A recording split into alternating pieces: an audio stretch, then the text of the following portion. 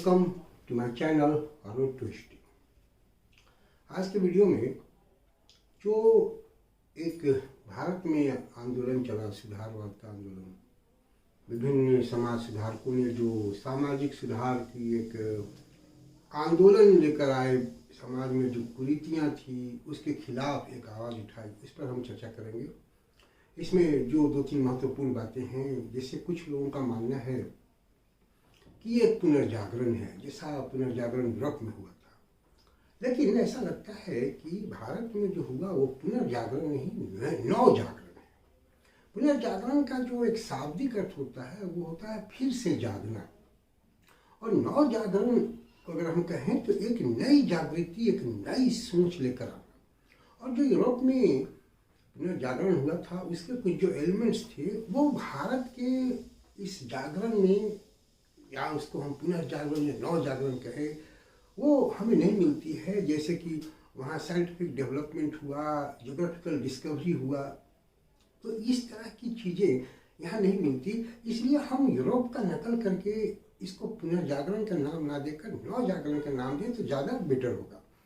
दो तरह की बातें इसमें हुई। एक तो आंदोलन जो हुआ उसको सुधारवादी आंदोलन कहा जाता है, और दूसरा जो आंदोलन हुआ उसको पुनरुत्थानवादी आंदोलन कहता है, रिफॉर्मिस्ट एंड रिवाइवलिस्ट। अगर हम इंग्लिश में कहें तो रिफॉर्मिस्ट एंड रिवाइवलिस्ट दो तरह के मूवमेंट हुए।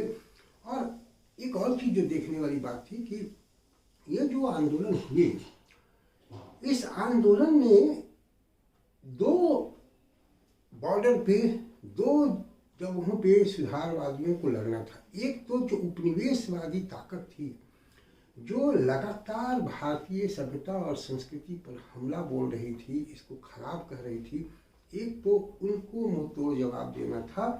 और दूसरी तरफ जो भारत में भी कट्टरवादी लोग थे, परंपरावादी लोग थे, जो पुरानी परंपराओं को छोड़ना नहीं चाहते थे, सुधार की तरफ जाना नहीं चाहते थे, उनको भी जवाब देना था। तो दो सीमाओं पर सुधारवादियों को लड़ना था। तो ये भी उनके लिए एक समस्या थी कि दोनों को लड़ना है और दोनों ही आदमी को जवाब देना है, और यकीनन दोनों ही सीमाओं पर वो लड़े और अच्छी तरह से दोनों को जवाब दिया। एक और बात जो देखने की है कि देखने में तो सब ये ऊपर से धार्मिक आंदोलन लगता है, लेकिन अगर हम देखें तो जितने भी सुधारवादी आंदोलन थे वो धार्मिक ग्रंथों से बहुत चीज़ों को लिए जरूर रहे थे, लेकिन उनका जो कैरेक्टर है, उनका जो चरित्र है वो पूरी तरह धार्मिक नहीं था, बल्कि उनकी जो प्रेरणा स्रोत थी वो मुख्य रूप से मानवतावाद थी या मानववाद थी। मानव उनके सुधार का केंद्र बिंदु था। जो सामाजिक कुरीतियाँ थीं, उन कुरीतियों से मानव को निकालना उनका केंद्र बिंदु था। वो परलौकिक जगत की बात या मोक्ष की बात कभी नहीं कर रहे थे। वो लौकिक जगत, जो अभी जो जिंदगी है, अभी जो समय है, उसकी बात कर रहे थे। कभी भी उन लोगों ने मोक्ष की बात नहीं की या परलौकिक जगत की बात नहीं की। इसलिए उनका जो चरित्र है वो मानवतावादी चरित्र था, वो धार्मिक चरित्र नहीं था। सुधारवादियों ने जो भी परंपराएं चली आ रही थी, जो कुरीतियाँ या रीतियाँ चली आ रही थी, उनके प्रति एक तार्किक दृष्टिकोण अपनाया और उनको सामाजिक उपयोगिता के आधार पर परखने की कोशिश की कि वर्तमान परिप्रेक्ष्य में उन परंपराओं की, उन रीतियों की सामाजिक उपयोगिता क्या है। क्या वह मानव के विकास में लाभदायक है, या मानव के विकास के रास्ते को रोकता है, या अंधविश्वास को फैला रहा है। इन सारी चीज़ों को मद्देनजर रख के एक तार्किक दृष्टिकोण अपनाया, और जो भी धर्म ग्रंथ थे उनसे भी बहुत सारे उदाहरण लिए। जैसे अगर हम कहें तो ब्रह्म समाज के जो संस्थापक थे राजा राम मोहन राय, उनके लिए वेदांत एक अमूल्य धर्म ग्रंथ था, और वेदांत का सहारा लेकर उन्होंने ये बताने की कोशिश की कि भारत में एक ईश्वरवाद की परंपरा भारत में भी थी, और वो बहुदेववाद और जो ईसाई धर्म त्रिदेववाद है, इन दोनों की आलोचना वो करते हैं। और उनका कहना है कि हमारे जो धर्म ग्रंथ हैं वो भी एक ईश्वरवाद की शिक्षा देते हैं। महाराष्ट्र के समाज सुधारक गोपाल हरि देशमुख तो यहाँ तक कहते हैं कि सामाजिक सुधारों को धार्मिक मान्यता की या धार्मिक मंजूरी की कोई जरूरत नहीं है, और अगर सामाजिक सुधार के रास्ते में धर्म बाधा बनता है तो धर्म को चेंज होना पड़ेगा, इस तरह की बातें करते हैं। अर्थात जो भी ये समाज सुधारक थे, इनके लिए सामाजिक कुरीतियों को दूर करना मुख्य मुद्दा था, तर्क के आधार पर सब कुछ सोचना मुख्य मुद्दा था, मानवतावाद मुख्य मुद्दा था। ये इन बातों को ध्यान में रखकर ही वो सुधारवादी आंदोलन करते थे। और ऐसा भी नहीं है कि वो भारतीय परंपराओं को पूरी तरह से नकार रहे थे। अगर भारतीय परंपराओं को पूरी तरह से नकार दिया होता तो जो भारतीय संस्कृति थी वो शायद पश्चिमीकरण की तरफ चली जाती, पूरी तरह से वेस्टर्नाइज हो जाती संस्कृति। लेकिन उनका उद्देश्य वेस्टर्नाइजेशन नहीं था बल्कि मॉडर्नाइजेशन था। वो हमारे समाज को भी आधुनिक बनाना चाहते थे। जो एक कूपमंडुता पहले से चली आ रही थी उससे बाहर निकालकर आधुनिक बनाना उनका मुख्य उद्देश्य था। अगर हम देखें तो तर्कवाद, मानवतावाद, वेस्टर्न साइंटिफिक नॉलेज, ये भारतीयों को बहुत प्रभावित किया। और इसके अलावा जो ब्रिटिशर्स के क्रिश्चियन मिशनरीज थे, उन लोगों के प्रचार करने की जो प्रणाली थी, एक मिशन के रूप में प्रचार करने की प्रणाली, एक ऑर्गेनाइजेशन बनाकर प्रचार करने की प्रणाली, उससे भी भारतीय बहुत प्रभावित हुए जो भारत के सोशल रिफॉर्मर थे। और इससे प्रभावित होकर सोशल रिफॉर्मर भी अलग अलग ऑर्गेनाइजेशन बनाकर भारत में सुधार आंदोलन प्रारंभ किए। तो ये एक उनका प्रभाव था। यह भी देखा गया कि बंगाल ब्रिटिशर्स के आने के बाद सोशली इकोनॉमिकली बहुत ज़्यादा मिजरेबल कंडीशन में हो गया था। वहाँ की सामाजिक, आर्थिक और सांस्कृतिक स्थिति जो है वो मिजरेबल कंडीशन में थी। इसलिए हम देखते हैं कि सबसे पहले जो रिएक्शन शुरू होता है ब्रिटिशर्स के खिलाफ, या जो आरोप बार बार लगाया जाता था भारतीयों पर कि इंडियन जो है वो अनसिविलाइज्ड हैं, इनका कोई कल्चर नहीं है, तो सुधार आंदोलन जो शुरुआत होती है वो सबसे पहले बंगाल से ही होती है। और जो सबसे पहले सुधार आंदोलन के प्रवर्तक थे वो राजा राम मोहन राय थे। राजा राम मोहन राय जिन्होंने कई लैंग्वेज सीखा था, Arabic, Persian, Hebrew, German, French, बहुत सारे लैंग्वेज उन्होंने सीखी। और उनका जो इंडियन फिलॉसफी है, उस फिलॉसफी में तो उनका विश्वास था। जो इंडियन ट्रेडिशनल जो टेक्स्ट थे, उनकी जो फिलॉसफी थी, खास करके उपनिषद की फिलॉसफी, उनमें तो उनका पूरा भरोसा था। लेकिन वो ये भी मानते थे कि जो मॉडर्न साइंटिफिक नॉलेज है यूरोपियंस का या ब्रिटिशर्स का, उसको भी अपनाना पड़ेगा और एक रैशनल दृष्टिकोण अपना कर ही समाज सुधार लाया जा सकता है। उनका ये मानना था कि नो डाउट जो हमारे रिलीजियस टेक्स्ट हैं, खास करके वो वेदांत की बात करते हैं, उपनिषद की बात करते हैं, उनमें मोनोथिज्म की बात की गई है, उनमें अच्छे विचार दिए गए हैं और लोगों तक उपनिषद के विचार पहुँचे। इसके लिए उन्होंने 5 उपनिषदों का ट्रांसलेशन बांग्ला में भी किया, ताकि लोग जो उपनिषद की में अच्छी बातें भी कही गई है उसकी जानकारी उनको हो सके और उससे शिक्षा ग्रहण करके लोग समाज में सुधार करने के लिए या खुद को सुधारने के लिए प्रेरित हो सके। ये काम राजा राम मोहन राय ने किया। राजा Ram Mohan Roy women economic right के भी समर्थक थे, सती सिस्टम के वो विरोधी थे और सती सिस्टम के खिलाफ उन्होंने एक आंदोलन शुरू किया। और उन्हीं के आंदोलन की वजह से 1829 में लॉर्ड बेंटिक ने सती सिस्टम को एबॉलिश किया। ब्रह्म समाज के मूल में जो इंस्पिरेशन था वो मानव विवेक, वेद, उपनिषद था। राजा राम मोहन राय के बारे में यह भी देखा गया कि उन्होंने शिक्षा को विकसित करने के लिए डेविड हेयर और अलेक्जेंडर डक के साथ मिलकर हिंदू कॉलेज की स्थापना की। बाद में 1825 में उन्होंने एक वेदांत कॉलेज की भी स्थापना की, जिसमें भारत विद्या, फिजिकल साइंस, सोशल साइंस पढ़ाई जाती थी। राजा राम मोहन राय प्रेस के भी समर्थक थे, फ्रीडम ऑफ प्रेस के भी समर्थक थे, उसके लिए भी उन्होंने लड़ाई लड़ी है। राजा राम मोहन राय 1820 में प्रिसेप्ट्स ऑफ जीसस की रचना की, जिसमें न्यू टेस्टामेंट में जो मोरल वैल्यूज थे उनको जो मैजिकल स्टोरीज थी उससे अलग करने का प्रयास किया। अर्थात वो मैजिकल स्टोरीज में या चमत्कार में या अंधविश्वास में भरोसा नहीं करते थे। राजा राम मोहन राय जो है वो Indianisation of senior posts, separation of legislature from judiciary, equality before judiciary to all, इन सब चीज़ों के बहुत बड़े समर्थक थे, जूरी सिस्टम के समर्थक थे। और उनको फर्स्ट मॉडर्न मैन अगर हम कहें तो कोई गलत नहीं होगा, क्योंकि जर्नलिज्म के क्षेत्र में भी उन्होंने बहुत सारे काम किए थे। राजा राम मोहन राय के बाद इस ब्रह्म समाज की बागडोर देवेंद्रनाथ टैगोर संभालते हैं, जो 1843 में ज्वाइन किए थे ब्रह्म समाज को, और बाद में केशव चंद्र सेन को वो आचार्य के पद पर नियुक्त करते हैं।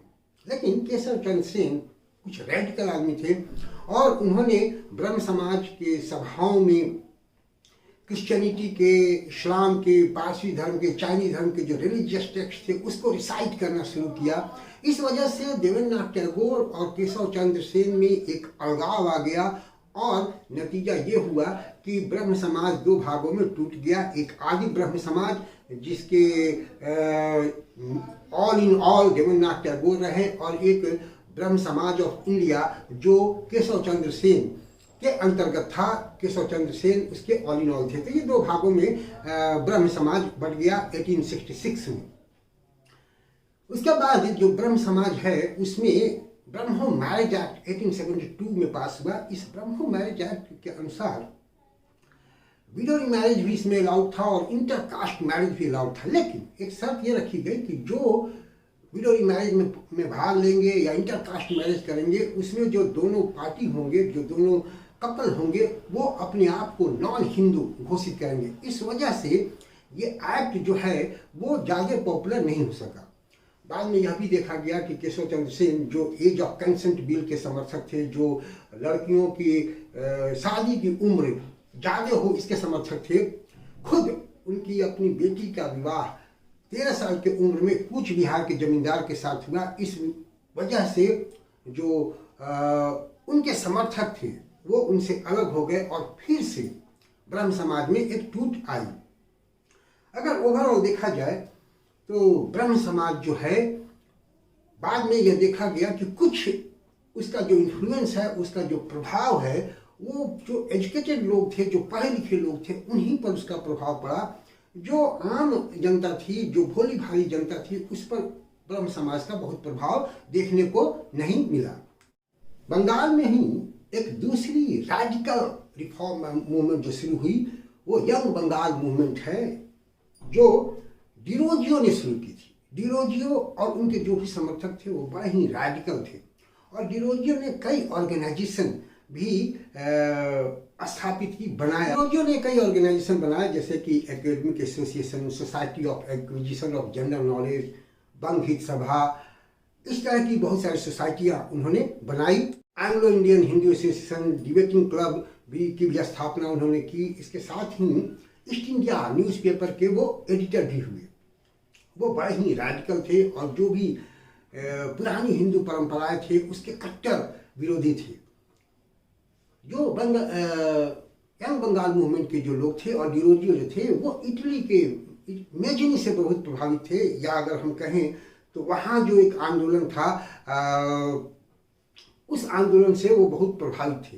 लेकिन यंग बंगाल मूवमेंट जो है वो ज़्यादा सफल नहीं रहा। इसका मुख्य कारण था कि जो एक ऑर्गेनाइजेशन जो था वो बहुत ही सुसंगठित ऑर्गेनाइजेशन उनके पास नहीं था। दूसरा, जो एक सामाजिक सपोर्ट मिलना चाहिए वो उनके ज़्यादा रेडिकलिज्म के कारण वो सपोर्ट उनको नहीं मिला। तीसरी बात, उनका जो नॉलेज था वो ज़्यादा बुकिश और फिलोसफिकल था, प्रैक्टिकल नॉलेज उनके पास नहीं था। इस वजह से देखा गया कि यंग बंगाल मूवमेंट जो है वो बहुत ज़्यादा सफल समाज सुधार लाने में नहीं हो पाया। एक दूसरे जो महत्वपूर्ण समाज सुधारक हैं वो है ईश्वरचंद्र विद्यासागर, जिन्होंने मुख्य रूप से दो क्षेत्रों में काम किया, एक विमेन एजुकेशन के क्षेत्र में और दूसरा विडो रीमैरिज के लिए। विमेन एजुकेशन के लिए वो बहुत प्रयासरत किए और बंगाल में बेथुन स्कूल लड़कियों के लिए बनवाया। यहाँ तक कि वो स्कूल इंस्पेक्टर थे तो माना यह जाता है कि वो 30 स्कूल ऐसे खोले थे जिसमें वो संस्कृत के भी स्कूल थे जिसमें अछूतों को भी प्रवेश उन्होंने दिलवाया, उनका भी एडमिशन होता था। और विडो रीमैरिज के लिए उन्होंने एक आंदोलन शुरू किया और इसके लिए वो पराशर संहिता से सबूत भी जुटाए, प्रमाण भी दिए कि विडो रीमैरिज जो है वो समाज में मान्य है। और उनके ही प्रयास से 1856 में विडो रीमैरिज एक्ट पास हुआ और पहली शादी जो विडो रीमैरिज उन्होंने करवाई शिशिर चंद्र और कालीमती की शादी हुई थी, जो विडो रीमैरिज का पहला एग्जाम्पल है। लेकिन ये जो विडो रीमैरिज एक्ट था इसको उतना सोशल रिकॉग्निशन नहीं मिला और इसके लिए जरूरी था कि सोशल रिकॉग्निशन मिले। इसलिए हम देखते हैं कि 19वीं सेंचुरी के अंत तक सिर्फ 38 विडो रीमैरिज ही होते हैं, बहुत ज़्यादा संख्या में विधवाओं का विवाह नहीं होता है, तो इसको वो सोशल रिकॉग्निशन नहीं मिला। और दो ईश्वर चंद्र विद्यासागर ने इसके लिए बहुत प्रयास करके इसके लिए कानून जरूर पास करवा दिया था। ईश्वर चंद्र विद्यासागर चाइल्ड मैरिज और पॉलीगेमी के भी खिलाफ थे और उन्होंने एक किताब भी लिखी जिसका नाम था बहुविवाह, और एक न्यूज़पेपर सोम प्रकाश भी उन्होंने एडिट किया था। अगर हम वेस्टर्न इंडिया की बात करें तो वहाँ जो सुधार आंदोलन था वो 2 विंग में था, दो धाराओं में बटा हुआ था। एक धारा ऐसी थी जो इंडियन ग्लोरी को जो एंशियंट संस्कृत टेक्स्ट थे उसमें तलाशने का प्रयास कर रही थी। केटी तेलंग, वी.एन. मांडलिक और आर.जी. भंडारकर इस धारा के समर्थक थे जो इंडियन ग्लोरी को लोगों तक पहुंचाने का प्रयास कर रहे थे। दूसरी धारा ऐसी थी जो कास्ट सिस्टम का विरोध कर रही थी, जो समाज में जितनी कुरीतियां थी उनका विरोध कर रही थी, और इन लोगों ने अलग अलग ऑर्गेनाइजेशन बनाकर महाराष्ट्र में समाज सुधार लाने का प्रयास किया। इस धारा से जुड़े हुए जो लोग थे वो मेहताब जी, दुर्गादास मंचाराम थे, फिर कृष्ण दास या उन्हीं को दादोबा पंडुरंग भी कहा जाता है, वो जुड़े हुए थे। और इन लोगों ने मानव धर्म सभा 1844 में और 1849 में परमहंस मंडली की स्थापना की। परमहंस मंडली जो है वो एक रेडिकल ऑर्गेनाइजेशन थी और कुछ लोगों का मानना है कि वो डिरोजियन आइडल ब्रेकर, जो मूर्ति भंजक के जो एक प्रभाव डिरोजियंस में था, वो प्रभाव इस परमहंस मंडली में भी दिखता है। 1867 में ही महाराष्ट्र में प्रार्थना समाज की स्थापना होती है जिसके संस्थापक सदस्य अध्यक्ष तो आत्माराम पंडुरंग थे। लेकिन इसके पीछे के जो इंस्पिरेशन थे वो रानाडे थे। रानाडे के ही इंस्पिरेशन से ये संस्था की स्थापना हुई थी। और प्रार्थना समाज जो है वो मोनोथिज्म को पर विश्वास करती थी, मोनोथिज्म को प्रचारित करती थी। इसके अलावा intercaste marriage, window remarriage, education of women को भी ये प्रचारित करते थे, उस पर भी ये बल देते थे। इसके अलावा जो प्रार्थना समाज है कुछ ऑर्गेनाइजेशन भी स्थापित किए, जैसे depressed class mission, social service league, Deccan educational society. तो इस तरह से अलग अलग सोसाइटी बनाकर भी समाज में शिक्षा को बढ़ाने का प्रयास, समाज को सुधारने का प्रयास प्रार्थना समाज ने किया। ऐसा माना जाता है कि जो वेस्टर्न इंडिया के जो सोशल रिफॉर्मर थे they are more practical than the Bengal reformers. Bengal के जो रिफॉर्मर्स थे उससे वेस्टर्न इंडिया के जो रिफॉर्मर थे वो ज़्यादा प्रैक्टिकल थे और हिंदुइज्म से उनका एक लगाव था। इस वजह से उनको ज़्यादा ऑब्स्टिकल का सामना नहीं करना पड़ा जितना कि बंगाल के रिफॉर्मर्स को करना पड़ा, और वो ज़्यादा रियलिस्टिक थे जो वेस्टर्न इंडिया के रिफॉर्मर थे। तो हम देखते हैं कि प्रार्थना समाज जो है वो कई मायने में ज़्यादा सफल होता है समाज को सुधारने में। एक दूसरे जो बहुत बड़े समाज सुधारक थे दयानंद सरस्वती, इन्होंने 1875 में आर्य समाज की स्थापना की और उनका एक अलग एम्फेसिस था। वो हिंदुइज्म को भी टेक्स्ट सेंट्रिक बनाने की बात करते थे। जिस तरह से क्रिश्चियनिटी या इस्लाम टेक्स्ट सेंट्रिक था, उसी तरह से उनका ये प्रयास था कि हिंदुइज्म को भी टेक्स्ट सेंट्रिक बनाया जाए और वेद को वो सबसे इम्पोर्टेंट मानते थे, वेद को वो साइंटिफिक भी मानते थे, और इसीलिए उन्होंने गो बैक टू वेदा का नारा दिया। तो वो भी समाज में जो जितनी कुरीतियां थी उनको सुधारने का प्रयास किए। इसके अलावा जो उनका एक बहुत महत्वपूर्ण योगदान है आर्य समाज का, वो योगदान एजुकेशन के फील्ड में है। डीएवी स्कूल की स्थापना आर्य समाज ने की, जिसमें हिंदी और इंग्लिश दोनों ही जो तरीके थे पढ़ाने के, या जो दोनों की जो यहाँ की परंपरागत शिक्षा प्रणाली थी और जो विदेशी शिक्षा प्रणाली या ब्रिटिश की शिक्षा प्रणाली थी, दोनों के एसिमिलेशन उसमें देखा गया और इस तरह से एजुकेशन देने का प्रयास किया गया। हालांकि इसके रिएक्शन में हरिद्वार में गुरुकुल कॉलेज भी खुला, जो बिल्कुल इंडियन लाइन पर एजुकेशन देता था। कुछ राजकीय सदस्य भी थे आर्य समाज के, पंडित गुरुदत्त और पंडित लेखराम, जिन्होंने शुद्धि आंदोलन शुरू किया। अब ये शुद्धि आंदोलन जो है वो उन लोगों के लिए था जो हिंदू इस्लाम में या क्रिश्चियनिटी में या सिखिज्म में कन्वर्ट हो गए थे, और इस कन्वर्जन के कारण जो उनकी एंसेस्टर्स प्रॉपर्टी थी या लैंड थी, उस पर से उनका अधिकार समाप्त हो गया था। तो उन लोगों को फिर से हिंदुइज्म में शामिल करने का प्रयास इन लोगों ने की, और जो उनका प्रॉपर्टी राइट समाप्त हो गया था, उस प्रॉपर्टी राइट को फिर से उनको दिलाने का प्रयास किया गया। तो ये आर्य समाज की कुछ इम्पोर्टेंट काम है जो आर्य समाज ने किया। यह भी देखा गया कि जब दयानंद सरस्वती महाराष्ट्र में गए तो इनके विचारों से प्रभावित होकर प्रार्थना समाज के भी कुछ लोग एसपी केलकर के नेतृत्व में आर्य समाज की तरफ आए। मतलब प्रार्थना समाज में भी एक स्प्लिट, एक कंफ्लिक्ट कुछ दिनों के लिए देखा गया, लेकिन जल्दी ही वो जो ग्रुप आया था वो फिर से वापस चला गया। तो ये भी एक बात देखी गई कि प्रार्थना समाज में भी दयानंद सरस्वती के विचारों से प्रभावित होकर एक बार स्प्लिट हुआ था। ब्रह्म समाज से प्रभावित होकर यह देखा गया कि साउथ इंडिया में भी वेद समाज की स्थापना हुई, लेकिन बाद में उस वेद समाज का नाम 1871 में ब्रह्म समाज ऑफ साउथ इंडिया कर दिया गया। अर्थात जो उत्तर भारत में समाज सुधार आंदोलन हो रहा था उसका प्रभाव दक्षिण भारत में भी पड़ रहा था। एक और महत्वपूर्ण समाज सुधार आंदोलन जो है, जो विवेकानंद ने चलाई थी, रामकृष्ण मिशन, जो अपने गुरु से प्रभावित, परमहंस जी से प्रभावित होकर उन्होंने शुरू किया था। और जो विवेकानंद थे गीता से बहुत प्रभावित थे, और इसके अलावा मानवतावाद से वो बहुत प्रभावित थे। यह भी देखा गया कि वो शूद्र राजतंत्र की बात करते हैं, अर्थात जो भारत में एक अछूत व्यवस्था थी, अछूतों की परंपरा थी, उसको दूर करने का प्रयास विवेकानंद ने किया था। रामकृष्ण मिशन जो है सो बहुत सारे स्कूल्स, हॉस्पिटल्स और लाइब्रेरी भी खोलकर एजुकेशन के फील्ड में बहुत इम्पोर्टेंट काम किया था। मैडम ब्लavatsky और ऑलकट के प्रयास से भारत में भी थियोजॉफिकल सोसाइटी की स्थापना अडियार, मद्रास के पास एक जगह है अडियार, वहाँ होती है, जिसमें एनी बेसेंट 1893 में इसको ज्वाइन करती है। ये जो थियोजॉफिकल सोसाइटी है उसको इंडियन फिलॉसफी, इंडियन रिलीजन में बहुत इंटरेस्ट था और इसको जानने का प्रयास किया था।